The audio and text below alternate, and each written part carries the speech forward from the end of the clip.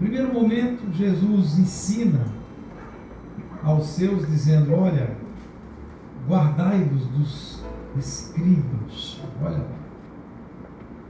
E aqui tem uma advertência interessante, porque os escribas eram os cidadãos responsáveis pela guarda da lei. Esses caras eram aqueles que guardavam a disciplina, eram as pessoas que ditavam as regras, que orientavam o povo no agir. Mas olha o que Jesus fala deles. Diz assim: guardai-vos deles, porque gostam de andar com vestes compridas e das saudações nas praças. Ou seja, aquele povo que adora aparecer. Isso é o que ele está falando então. Gostam das primeiras cadeiras nas sinagogas, gostam dos primeiros assentos nas ceias. Esses caras devoram as casas das viúvas. As viúvas eram pessoas que, segundo a lei, eram pessoas que deviam ter o privilégio de dispor de um cuidado maior, porque, assim como os órfãos, eles não tinham um pai, não tinham um homem para tomar conta da casa, portanto, precisavam de atenção.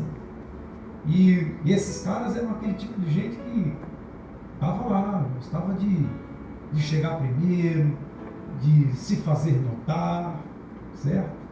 E, enfim, eram aquelas pessoas que estavam ali com uma espécie de vigia, um tomador de conta, para saber se você está fazendo a coisa certa ou fazendo a coisa errada.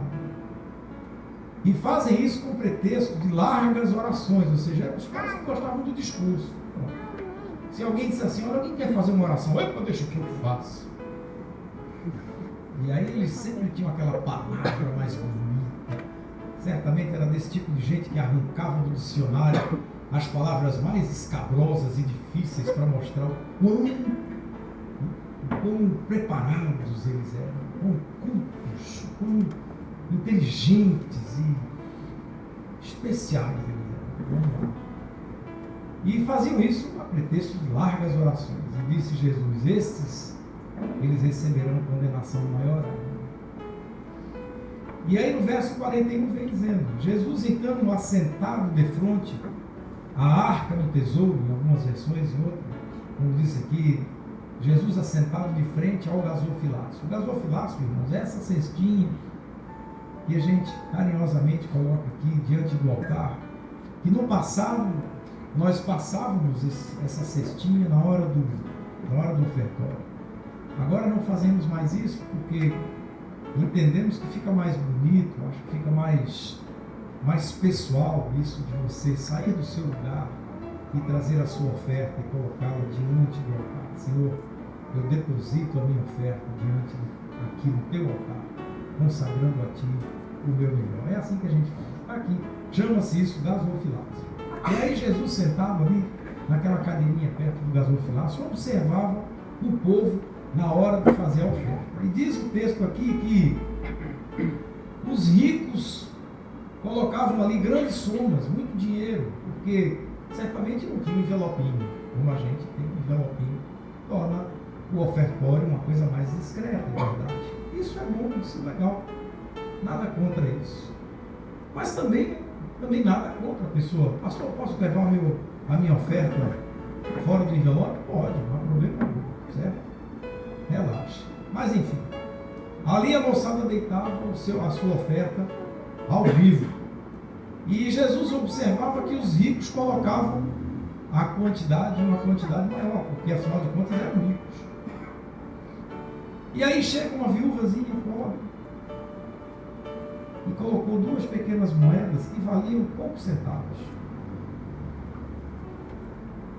Enquanto os ricos colaboravam com muito, a viúva colaborou com o que aparentemente era pouco. Aparentemente. E aí Jesus chama os discípulos e diz: em verdade digo a vocês que essa pobre viúva ofertou, deitou aqui nesse altar mais do que todos os outros colocaram na arca do tesouro, mais do que todos os outros ricaços que passaram aqui e colocaram muito dinheiro. Porque todos colocaram ali aquilo que sobrava, mas ela, da sua pobreza, colocou tudo o que tinha, todo o seu sustento. O que esses dois trechos nos ensinam, irmãos? Os escribas que gostam das primeiras cadeiras, dos grandes discursos, dos lugares na frente, de serem chamados à oração, de estarem nas praças chamando a atenção. O que Jesus quer? O que essa palavra quer nos ensinar?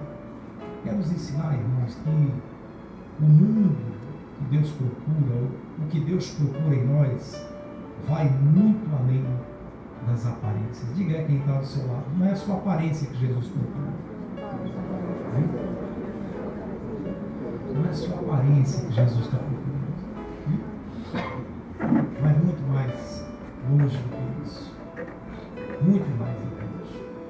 O mundo que a gente vive hoje, queridos, tem uma par de gente que adora aparecer.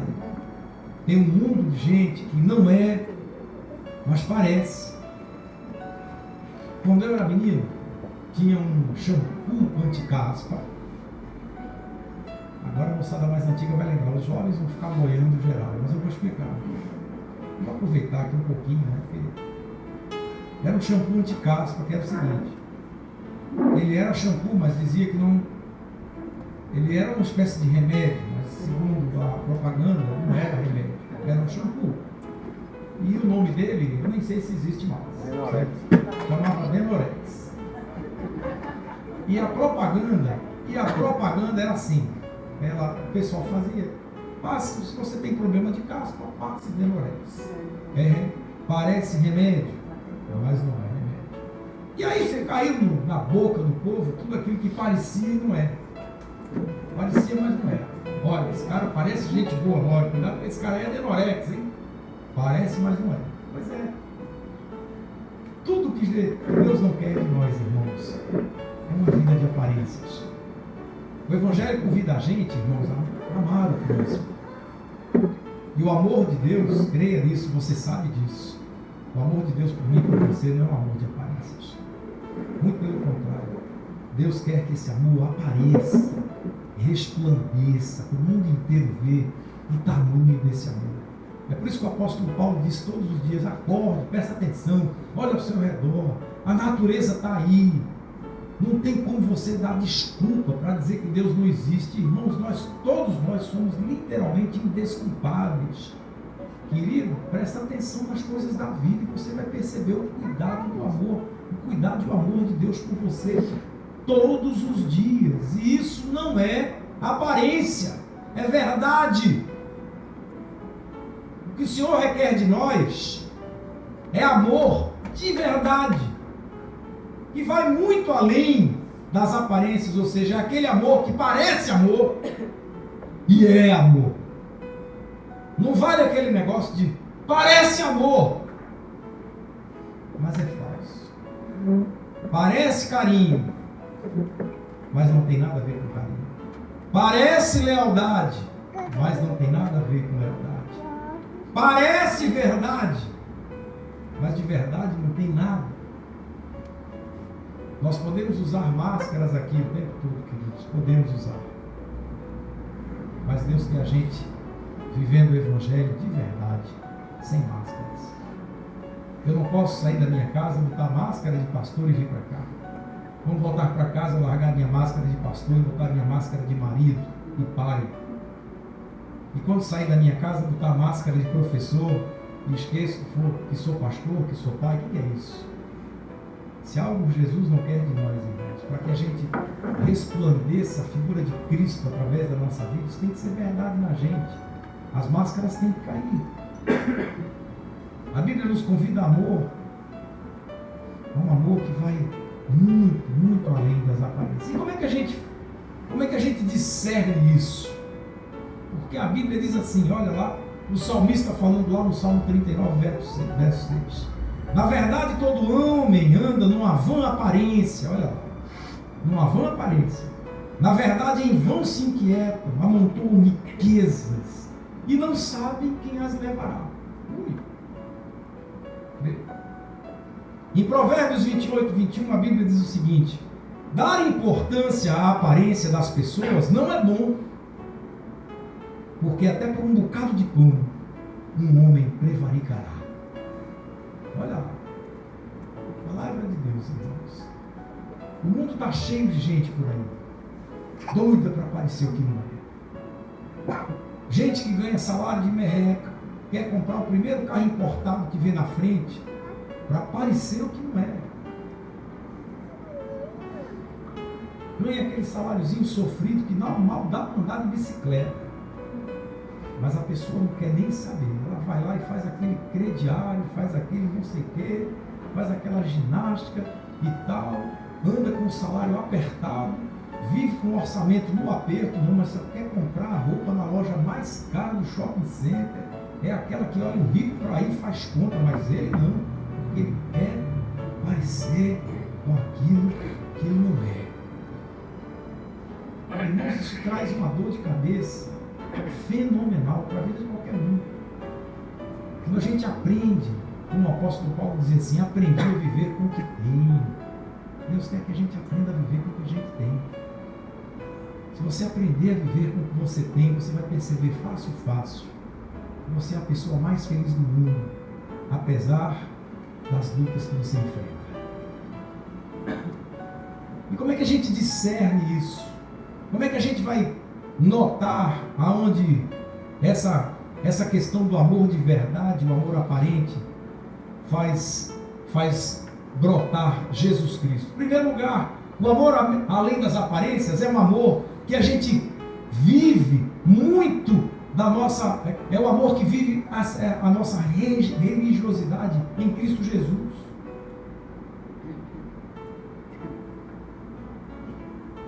É um amor que vive a sua religiosidade para Deus. Por que você está aqui? Ou para que você está aqui? Vivemos a nossa religiosidade para quem? Irmãos, religiosidade é uma bênção. Eu não estou aqui falando de religião, porque a religião pode ser de fato uma grande máscara que você pode usar. Pode sim. Tem um mundo de gente por aí se escondendo atrás da figura do cristão. Um monte de gente. Mas eu sou de Cristo. Sabe por que as pessoas, muitos dizem assim? Porque as pessoas sabem que o padrão escriturístico de moralidade, de retidão, esse é perfeito. E quem anda segundo essa palavra é bênção onde quer que ande. Você não tem que ter medo, não tem que ter receio de um bom cristão. Porque essa pessoa anda na verdade. Essa pessoa ama o que é justo. Essa pessoa não anda com enrolação. Falando um pouco para a juventude, é aquela pessoa que é amigo porque ama você. E é amigo porque ama o Cristo que há em você. E o Cristo que há nessa pessoa, ela faz ela se doar em amor. É uma pessoa justa, é uma pessoa honesta, é uma pessoa que não gosta de falsidade, porque o mundo já está cheio demais de amigo falso, está cheio de falsos amigos, daqueles que, meu querido, minha querida, amo você, você é a melhor pessoa do mundo. Na primeira oportunidade que você dá um não, você vira o cão. Você é tudo menos o amigo querido. Você não era um amigo querido de ontem, você era ontem. Precisamos viver, irmãos, a nossa realidade em Cristo Jesus. Porque sem ela, o nosso serviço para Deus, ele é falho. Ele está perdendo tempo. Alguém disse uma vez que a religião é como uma perna de madeira que você usa, feita uma prótese de madeira, uma prótese dessas de corrida que a moçada usa. Pronto. Quantos não estão aí? A gente vai assistir os Jogos Olímpicos. Quando terminar, vão começar os Jogos Paralímpicos. Não é isso? Você vai ver lá um monte de gente usando prótese. Pois é, aquela prótese é como a religião, muita gente. Por mais que ela te ajude a caminhar, nunca vai ter vida. Nunca vai Por mais que ela esteja grudada em você, ela nunca vai fazer parte de você. E para que você caminhe, você precisa colocar ela todo dia. Tem gente que faz da religião isso aí, como uma prótese que você usa e em determinado momento você larga fora. E Deus não quer isso de nós, irmãos. O que o Senhor quer de nós é que a gente viva a nossa religiosidade onde quer que a gente ande. Você saiu da igreja, continue sendo cristão que você é aqui. Eu lembrando, agora de manhã, usei uma ilustração brincando, lembrei que um dos nossos pastores disse assim uma vez, e entrou uma mulher dentro da igreja carregando sofá, televisão, cadeira. Você vai fazer o que aqui? Eu vim morar aqui, mas aqui não é casa, senhor. Não é o quê? Mas agora vai ser. Por quê? Porque o meu marido aqui é uma bênção. Lá em casa é só a graça. Aqui ele é maravilhoso. Eu quero morar aqui nessa igreja. E aqui, olha, aqui ele é querido, aqui ele é doce, aqui ele é maravilhoso, aqui ele abraça todo mundo. Porque lá em casa, pense na dificuldade. Irmãos, os escribas se comportavam assim. Tem uma frase de um cara chamado Martin Buber, ele diz o seguinte: nada tende a mascarar tanto a face de Deus como a religião. Ela pode tornar-se uma substituta até para o próprio Deus. Está vendo? A religião pode ser substituta de Deus. Onde você está colocando Deus na sua vida? E o que a religião significa para você? Tem um monte de gente que foge de casa para viver na igreja. Fala tanto do amor de Cristo. Cristo é bênção na igreja, Cristo é Senhor, Cristo quer transformar, quer, mas em casa não consegue cruzar, não consegue ser aquele missionário. Eu gosto de falar disso.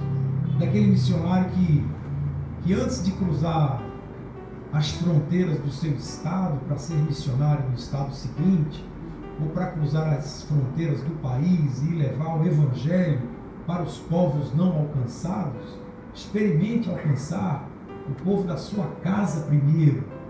Cruze as fronteiras do seu quarto, cruze as fronteiras do seu corredor.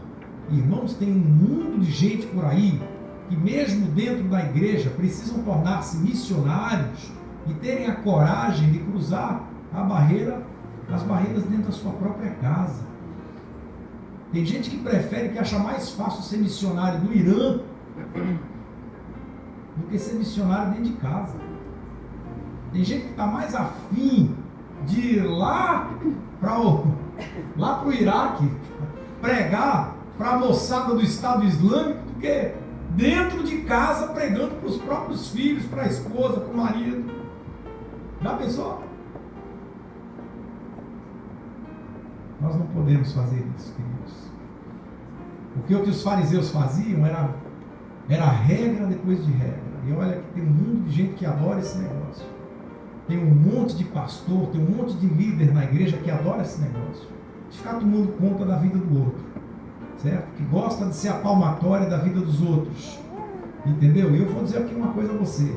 Já nos dá trabalho suficiente tomar conta da nossa própria vida, quanto mais da sua. Deixa eu te falar uma coisa. Quem toma conta da sua vida é Deus.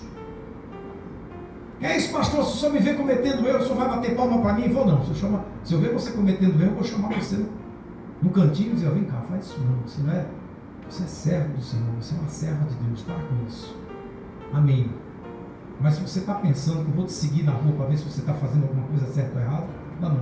Dá muito difícil para mim, viu? Muito trabalho. Para mim dá muito trabalho seguir a mim mesmo. O que a gente precisa, irmãos, é de uma religiosidade, de uma religiosidade com amor, porque a religião sem amor é o que tem produzido a maior parte da miséria desse mundo que a gente tem vivido hoje. A religiosidade sem amor está produzindo aí um mundo de famílias que não se entendem, de amigos que não se falam, de filhos que não conversam com pais, de pais que não conversam com filhos, de marido e mulher que não se conversam mais. Amor de aparências? Que amor é esse? Amor de igreja somente? Na igreja é uma bênção. É participar de todos os ministérios. é o trabalhador dos cursilhos, dos encontros de casais, dos encontros de jovens, ele está lá. Mas quando chega em casa, não quer dar um abraço no pai, não quer dar um abraço na mãe, não quer abraçar um irmão, porque Jesus ficou lá. Quando Jesus está o tempo todo querendo estar juntinho, morando no coração ali, fazendo a diferença. O que a gente quer, irmãos, é viver uma religiosidade interior, mas essa religiosidade interior, ela tem que nos encharcar a tal ponto que vire uma religiosidade exterior também.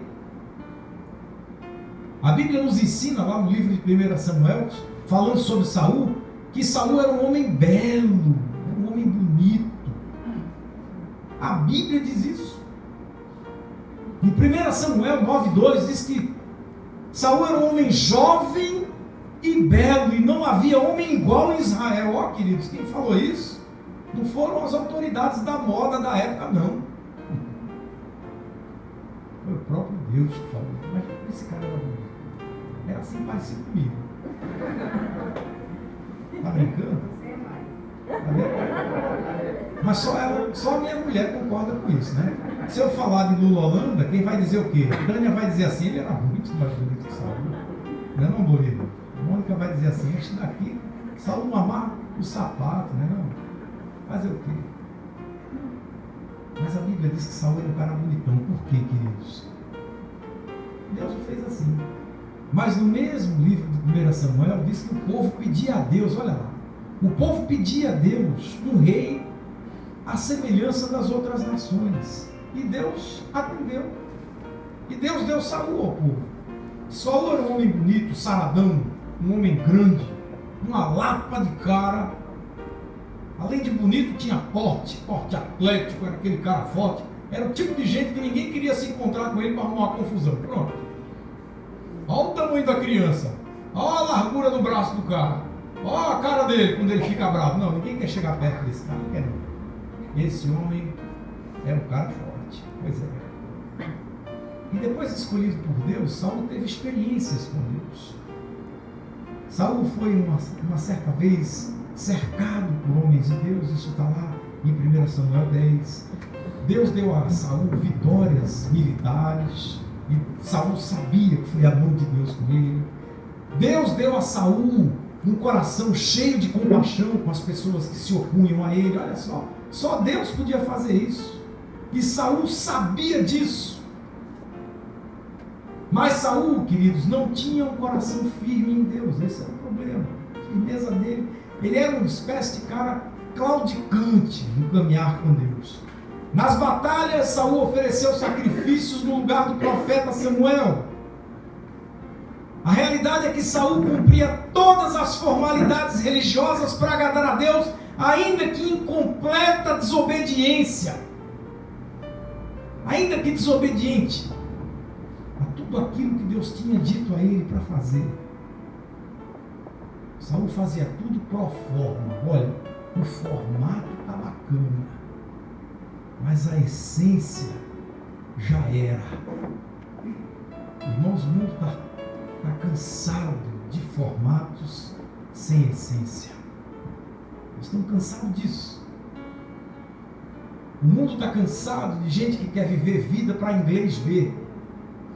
É vida para os outros saberem. O mundo não quer mais ver a gente gastando o que a gente não tem para impressionar quem a gente não conhece, comprando aquilo que não pode. O mundo quer ver você vivendo verdade. Lá em 1 Samuel 15, a Bíblia diz assim, Samuel diz, será que Deus tem prazer em holocaustos e sacrifícios, como em que se obedeça a palavra do Senhor? E aí vem aquela frase que nós já conhecemos a longa data, é melhor obedecer do que sacrificar. Deus, quando requer de nós sacrifícios, irmãos, Ele não está preocupado com a forma, Ele está preocupado com a essência. Nós não servimos a um Deus vampiro, interessado em sangue de ninguém. Nós servimos a um Deus de amor, que está interessado naquilo que é de mais raro e difícil do homem entregar a ele, que é o coração. Eita coisa. Ai de vós, escribas e fariseus hipócritas, Jesus disse, porque vocês são parecidos com sepulcros caiados, que por fora são formosos, mas por dentro estão cheios de morte, toda imundície. Irmãos, viver uma vida cristã somente de exterior, somente de casca, é pura hipocrisia. É por isso que nós devemos viver amor de verdade, que vai além das aparências. A religiosidade que repousa de verdade em Cristo Jesus, ela começa com amor. E se não começar por aí, está tudo afundando. De nada adianta uma vida religiosa correta, cumprindo todas as ordenanças, quando a vida interior, a vida reta e ética já foi para outro campo, andou na contramão da vontade de Deus. E isso quem vai discernir é você, não sou eu. Quem vai julgar é você. Quem vai te falar o que é você, não sou eu. Isso é um discernimento que você tem que ter. Para quê? Para que você, no tempo oportuno, possa mudar de rota toda vez que você se desviar do caminho. Religiosidade em Cristo ama. Religiosidade em Cristo, ela se compadece da dor do outro. Religiosidade em Cristo Jesus, ela tem temor de Deus e ama servir a Deus. Religiosidade, quando está em Cristo Jesus, é uma religiosidade que se sacrifica por amor. Amém? Em segundo lugar, se você quiser discernir se a sua vida é aparência ou realidade, lembre-se do seguinte, que a gente ama além das aparências, quando a nossa oferta é para agradar a Deus e não a homens. Viu? Vou dizer de novo. Nós sabemos se estamos amando de verdade, o nosso amor vai além das aparências, quando tudo aquilo que a gente oferta a Deus é para agradar a Ele e não as pessoas. Olha, você pode gostar muito da liderança. Olha, eu amo meu pastor. Eu amo meu líder, eu amo meu coordenador de circo, eu amo aquele povo, é um povo tão maravilhoso, é um povo bacana. Olha, pastor, o senhor é um cara sensacional, eu quero lhe ajudar. Legal, eu fico feliz com isso. Mas deixa eu lhe dizer uma coisa. Esse amor, ele tem que ser primeiro para Deus. Olha, pastor, eu gosto tanto do senhor, que por amor a Deus eu vou te ajudar. E quer ver o mais difícil? Ó, meu irmão, nem vou com a tua cara. Eu acho você um saco. Você é cocadinha de sal. Mas por amor a Deus, eu vou te ajudar. Já pensou? É aí que a coisa pega. Entendeu? Porque você sabe que por mais que o teu coração esteja ali, sabe, eu não gosto daquele ali. Eu não gosto daquela ali, mas o que ele está fazendo, o que ela está fazendo é bom. Eu sei que é para a glória de Deus. Eu sei que eu não vou muito com a cara dele, eu não vou muito com a cara dela, mas eu vou ajudar. É aí que a coisa vem. É aí que você sabe que você não está fazendo em obediência à sua consciência, aos impulsos do seu coração, mas aquilo que Deus está dizendo a você para fazer. Quando Saulo, antes de se tornar Paulo o apóstolo, quando ele ficou cego, caiu do cavalo, que foi levado para a cidade, Deus levantou chamando esse cara, dizendo assim, ó, vai lá, vai impor as mãos, era Ananias o nome dele, vai lá impor as mãos sobre Paulo, vai lá impõe as mãos sobre ele, porque ele é para mim um vaso precioso. Ananias diz assim, qual é, Deus? Essa alma cebosa? Pense nesse cara, é complicado. Sabe o que esse cara andou fazendo? Esse cara andou por aí, azucrinando a vida do teu povo, botando o povo na cadeia.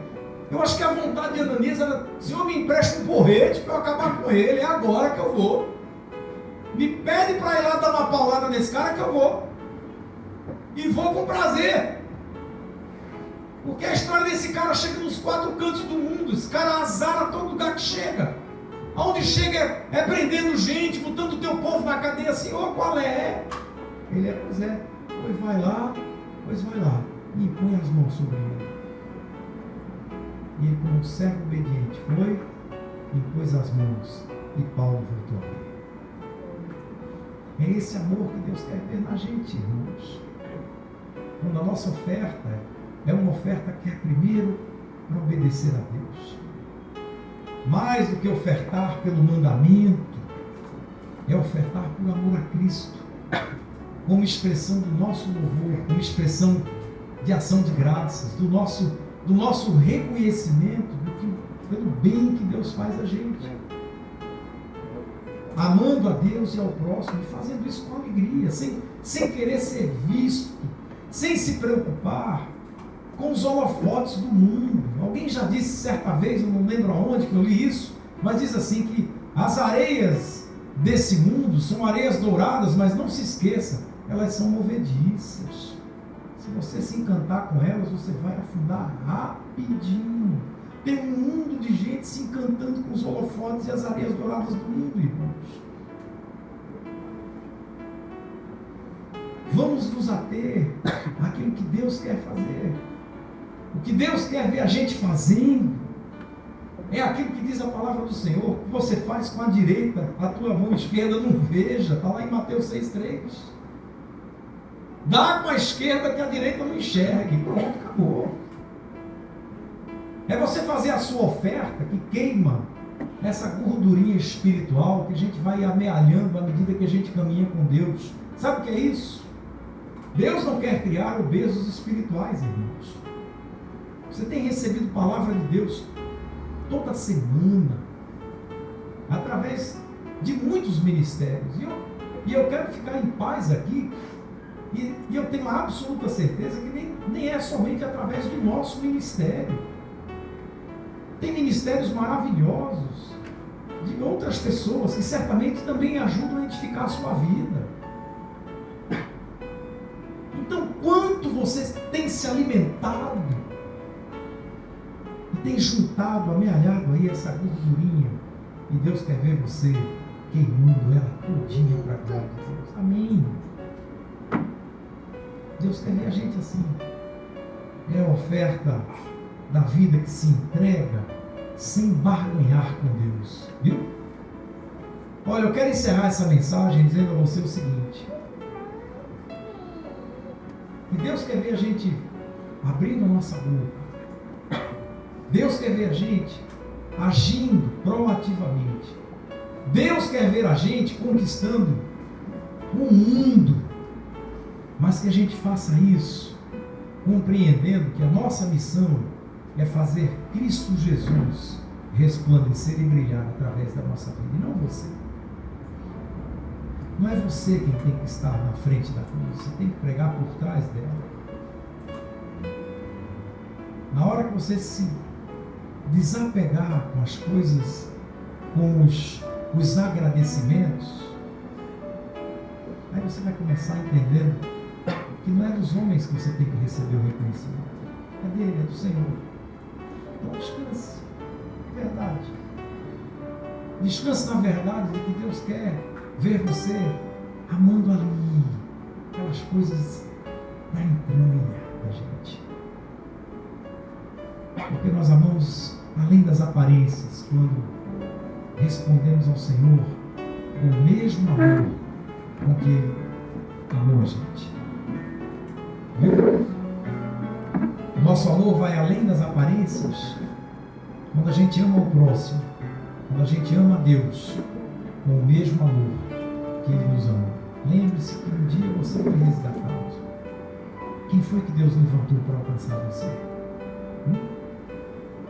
Aonde foi você foi alcançado? Através do quê? Qual foi o ministério que Deus usou? Quem foram as pessoas que Deus levantou para falar desse amor tremendo por você? Eu sei que você não está aqui de graça, não. Você está aqui pela graça. A graça te alcançou. É amor de verdade. É amor sacrificial. Agora é todo. Deus quer você todinho. Todo. Jesus diz lá em Mateus 22: amarás o Senhor teu Deus de todo o teu coração, com toda a tua alma e com todo o teu entendimento. Esse é o primeiro e grande mandamento. Repare, é todo, não é metade não. Todo o coração, toda a tua alma, todo o teu entendimento. E esse é o primeiro mandamento. E o segundo, semelhante, está aí: amarás ao teu próximo como a ti mesmo. É um igualzinho com o outro, andam pareadinhos. Sabe o que é isso? É amor que vai bem além do que parece.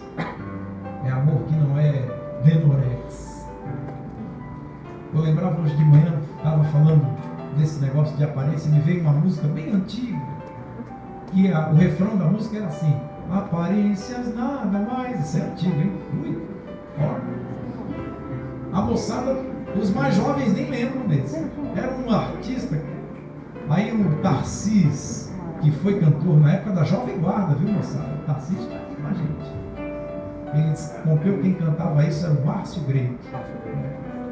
Não sei mais, nem sei se vive ainda o Márcio Greco.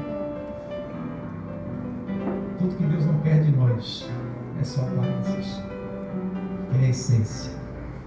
Saul vivia uma vida de aparências. Saul era alto, forte. Para o povo, Saul era rei. Tinha porte de rei. Tinha jeito de rei. Mas para Deus, ele não era mais nada, porque ele era desobediente. Sabe o que Saul fazia? Todo pecado que Saul cometia, ele vivia botando a culpa nos outros. Isso era talento de Saul. Ah, eu fiz errado, por que isso, por que aquilo? Mesmo quando Saul, num determinado momento, esboçou um arrependimento de verdade, isso está lá em 1 Samuel 15. Ele fez isso para ser honrado pelas autoridades do povo e esconder a sua rejeição como rei de Israel. Até na hora de esboçar um arrependimento, ele jogou para a galera: nada para Deus. Era só aparência.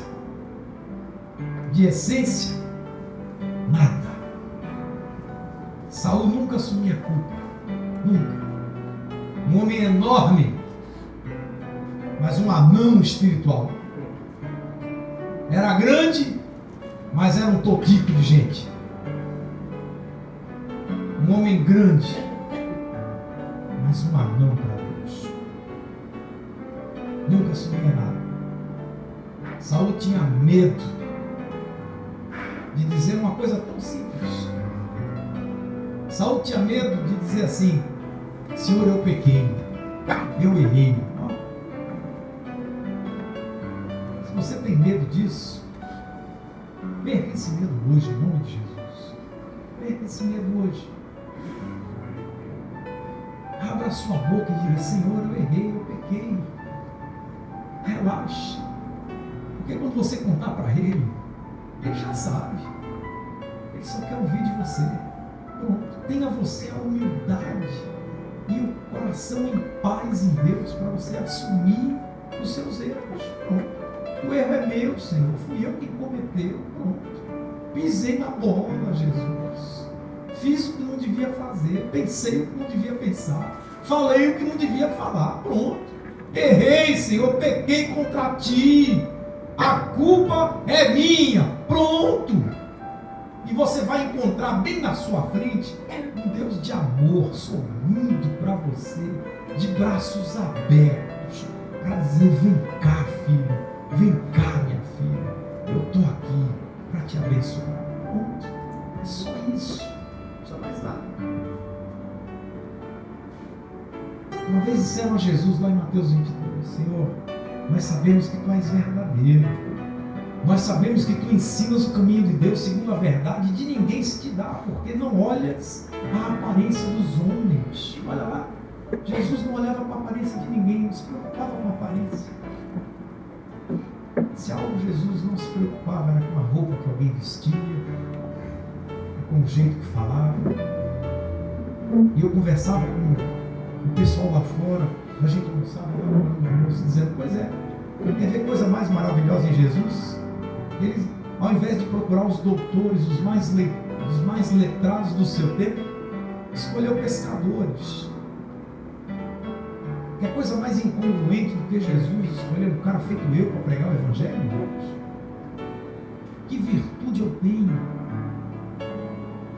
Digo, Senhor, eu vivia perguntando isso na época do meu chamado. E eu escondia isso de todo mundo, nem minha esposa sabia, nem minha mulher sabia das minhas conversas com Deus. Porque eu achava, vamos lá, eu achava, queridos, que pelo fato de eu ser professor, pelo fato de eu ter uma educação formal, estruturada, eu acho que as pessoas queriam que eu fosse pastor. E aí começaram a acontecer umas coisas na minha vida que eu não sabia, eu pensava que alguém contava alguma coisa pra gente que eu nunca vi. Eu digo, como é que esse daí sabe desse negócio? E aí Deus foi me desmontando, queridos. O Senhor foi desmontando toda a minha linha de raciocínio, toda a minha lógica. Deus foi quebrando, uma coisa depois da outra. A verdade é essa, Deus deu na emenda de todas as minhas questões. Até que um dia eu cheguei numa vigília de um povo que eu não conhecia ninguém ali. Eu fui lá dizendo, agora eu vou, ninguém me conhece naquele lugar, pronto. Agora eu quero ver. Ninguém me conhece. Ninguém nunca tinha visto a minha cara lá, a não ser os que tinham ido comigo. Então, fora os meus amigos, todo mundo eram ilustres desconhecidos. E lá para as tantas, chegou uma abençoada serva do Senhor, olhou para minha cara, mas foi direto. Eu já me sentei no canto para ninguém me achar. Eu digo, eu vou me esconder aqui, que hoje não acontece nada. Toda essa linha de coincidência que eu acho que a turma está armando agora acabou. Pronto, lá foi eu lá pro cantinho, não me lembro do lugar onde eu me sentei. Aí lá foi a mulher, olha para mim, veio direto para mim, eu digo, Jesus. Ela aponta bem no meu nariz, assim, só faltou bater a coisa assim. É você. Deus trouxe aqui você hoje, porque você vive perguntando a mim, o Senhor, porque eu, Senhor, vê pai. Quase que eu desmaio, quase que eu caio. Vive perguntando por que eu, não é? Pois é você mesmo. Porque quem escolhe sou eu. Eu fui quem escolhi. E se eu escolhi, está escolhido. Você é meu servo. Faz o que eu te mando. As pessoas vão dizer a você o que você deve fazer. Mas você vai fazer o que eu, o Senhor, mandar você fazer. Aí ela encerrou dizendo, não sabes tu que eu, Senhor, sou contigo. Aí bateu assim, fez. Ombro a ombro, anda na minha presença. E aí se afastou. Pronto, daquele dia em diante, eu parei de perguntar. Não precisava mais nada. Pois é. Traga ao altar do Senhor o seu melhor, a sua vida. Que você seja como aquela viúva pobre. Deus não está preocupado com o que você vai ofertar.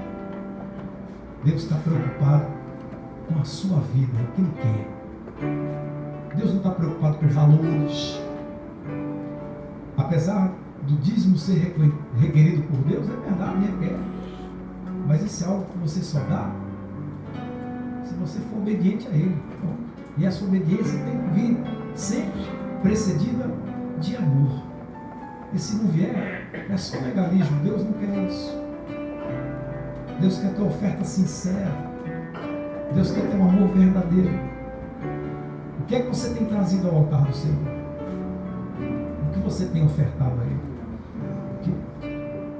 É de verdade? Ou é aparência? Deus ama você, viu? Ele pode todas as coisas.